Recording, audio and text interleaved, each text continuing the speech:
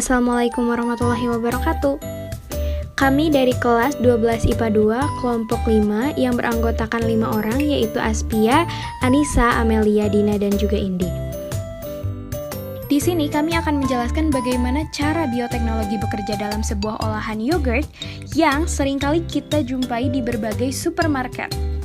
Mungkin beberapa dari kalian suka sekali dengan yogurt ini karena rasa masamnya yang enak, juga dapat dijadikan topping di berbagai olahan makanan yang sering kita makan. Namun, sudahkah kalian mengenal bagaimana yogurt bisa terbentuk? Yang awalnya hanya segelas susu, namun bisa berubah menjadi sebuah cairan kental yang sedikit masam. Namun, jangan salah. Yogurt bukanlah susu yang sudah basi ataupun busuk. Dalam bioteknologi terbagi menjadi dua macam, yaitu konvensional dan juga modern. Dalam metode konvensional, masih melakukan teknik tradisional, salah satunya adalah fermentasi. Pasti kalian sudah tidak asing dengan kata fermentasi, bukan? Yang pasti terlintas di otak kalian pasti adalah susu, singkong, ragi, dan juga lain-lain. Nah, untuk di video kali ini, kami akan menjelaskan bagaimana caranya mengolah suatu produk menggunakan proses bioteknologi, khususnya teknik fermentasi ini. Bagaimana suatu bakteri akan bereaksi kepada suatu benda jika dicampurkan bersama, sampai reaksi kimia apa saja yang akan terjadi di proses fermentasi ini. Oleh karena itu, mari kita simak video ini bersama-sama. Hal yang harus kita lakukan adalah mencari tahu bahan apa saja yang dibutuhkan dalam proses pembuatan yogurt tersebut. Hal pertama, kita membutuhkan bibit yogurt. Atau kita bisa menggantinya oleh plain yogurt atau yogurt yang masih tawar untuk mendapatkan bibit yogurt di dalamnya. Ataupun bisa menggunakan Yakult. Kemudian, kita harus menyiapkan susu UHT plain atau susu segar yang masih tawar. Nah, setelah semua bahan yang dibutuhkan telah didapatkan, lanjut ke step berikutnya. Kita masuk ke langkah pembuatannya. Pertama, kita tuangkan susu sekitar 300 atau 700 ml atau bisa lebih jika dibutuhkan. Namun, di sini kami menggunakan 1000 ml atau sekitar 1 liter susu ke dalam wadah. Nah, setelah itu, panaskan susu yang telah dituang ke dalam panci yang sudah disterilkan dengan api sedang, namun tidak boleh sampai mendidih.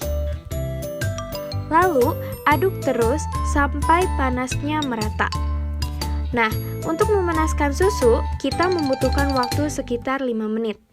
Atau jika kalian menggunakan termometer, suhunya bisa sampai mencapai 70-80 derajat Celcius. Setelah panas, pindahkan susu ke wadah lain untuk mempermudah proses selanjutnya. Lalu, diamkan sekitar 20-25 menit sampai suhunya turun menjadi hangat kuku.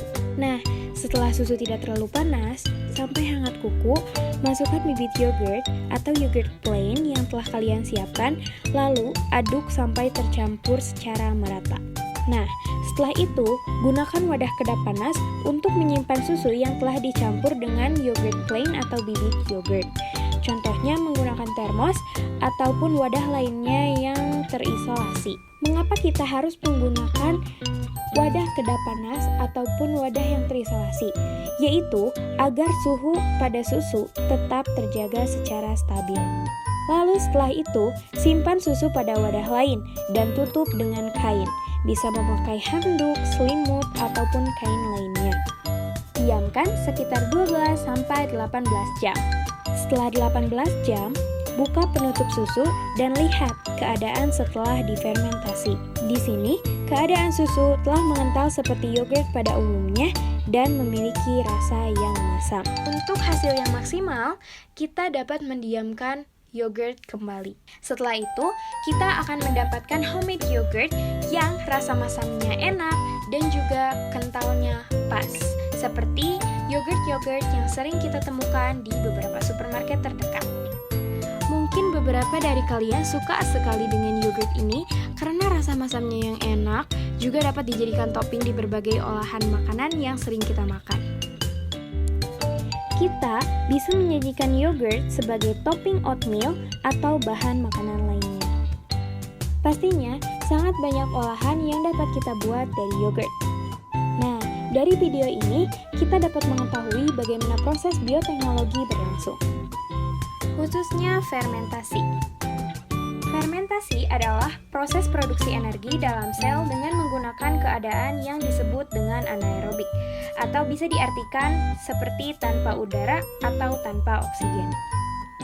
Yogurt dibuat dengan masukkan bakteri spesifik ke dalam susu di bawah temperatur yang dikontrol, yaitu bakteri Lactobacillus bulgaricus. Bakteri ini merombak gula susu dan melepaskan asam laktat sebagai produk sisa. Keasaman akan meningkat dengan pH 4-5. Nah, hal ini menyebabkan protein susu dapat membuatnya padat. Reaksi dalam fermentasi berbeda-beda, tergantung jenis gula yang digunakan dan juga produk yang dihasilkan. Secara singkat, glukosa atau C6H12O6 yang merupakan gula paling sederhana melalui fermentasi ini akan menghasilkan etanol atau 2C2H5OH plus 2CO2. Itulah penjelasan dari kami mengapa proses fermentasi ini berbeda dengan proses yang menyebabkan makanan kita basi. Sekian dari kami kelompok 5. Wassalamualaikum warahmatullahi wabarakatuh.